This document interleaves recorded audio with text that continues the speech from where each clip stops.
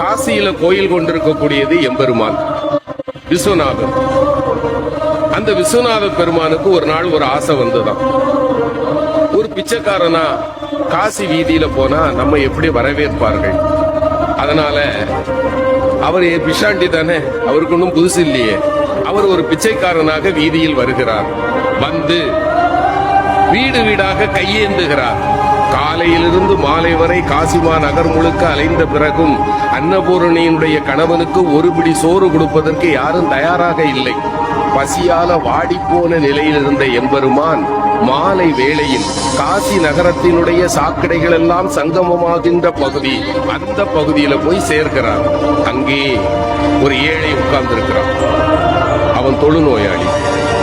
அவனை சுற்றி 4 நாய்கள் இருக்கின்றன. அவன் வேலை என்ன தெரியுமா? காலையிலிருந்து சாயங்காலம் வரைக்கும் எங்கெங்கெல்லாம் அலைய முடியுமோ அலைஞ்சு அவனுக்கு உணவை கொண்டு வருவான். 5 பங்கு வைப்பான். தன்னை சுற்றி இருக்கிற 4 நாய்களுக்கு 4 பங்கு, 5வது இவனுக்கு. அப்படி 4 நாய்களுக்கும் கொடுத்து விட்டு இவன் சாப்பிட போகும்போது சிவபெருமான் போய் கை நீட்டினான். பசிக்குதுப்பான்னா. அவன் அப்படி ஏற இறங்க பார்த்தான். பாதியை கொடுத்துருக்கலாம்ல, முழு உணவையும் கொடுத்து சாப்பிடுன்னா. இறைவன் ஆடி போயிட்டான்.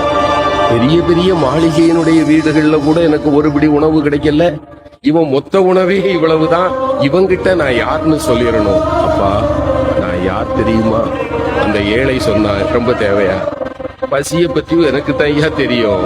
நானாவது காலையில இருந்து தான் சாப்பிடல, உன்னை பார்த்தா 3 நாளா சாப்பிடாத அசாமி மாதிரி தெரியுது. சாப்பிடு, உன் கதையை சொல்லு. இல்ல நான் சொல்லுவேன். உனக்கும் போக்கிடம் கிடையாது. யார பார்த்து? சிவபெருமான பார்த்து. உனக்கும் போக்கிடம் கிடையாது, எனக்கும் போக்கிடம் கிடையாது. இங்கதானே இருக்க போறோம், சாப்பிட்டுக்கிட்டு சொல்லுப்பா. இல்லையா, நான் சொல்லியே ஆகணும். அந்த ஏழை சிரித்து கொண்டே சொன்னார், என்ன பெருசா சொல்லிட போற? நீ யார்? அவ்வளவுதானே. நான் சொல்லவா? நீ பரம்பொருள். இங்கு கோயில் கொண்டிருக்கக்கூடிய காசி விஸ்வநாதன் நீ. சரிதானப்பான்னா. இறைவன் ஆடி போயிட்டான். ஞானிகளாலும் கண்டுகொள்ள முடியாத என்னை மகனே நீ எப்படிப்பா கண்டுகொண்டாயின்னா. அந்த ஏழை சொன்னா, இந்த ஊர்ல யாருமே என்ன மனுஷனா பார்க்க மாட்டாங்க ஐயா. என்ன பார்த்தா 100 அடி தள்ளி போயிடுவாங்க. ஆனால் என்னைக்கு சமமாக அமர்ந்து அழுகி போன என் கையில் இருக்கிற உணவை கூட உண்பதற்கு ஒருவன் கையேந்துவான் என்றால் என் கருணை கடலே, உன்னை தவிர வேறு யாரால் ஐயா இது முடியும்? நீ என் முன்னே வந்து அமர்ந்த போதே நான் கண்டுகொண்டேன் நீ யார் என்று. எம்பெருமான் அவன் கையை பிடிச்சான். அவன் தொட்ட பிறகு மேனில ஒரு நோய் வருமா?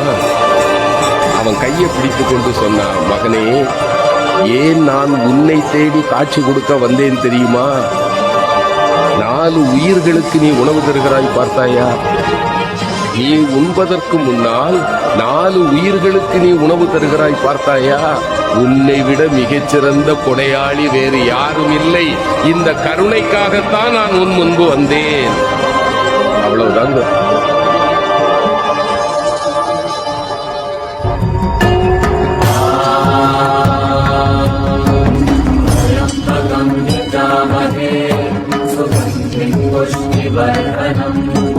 पूर्वारुकमिव बन्धनान् विद्युर्मुक्षीयमामृतात्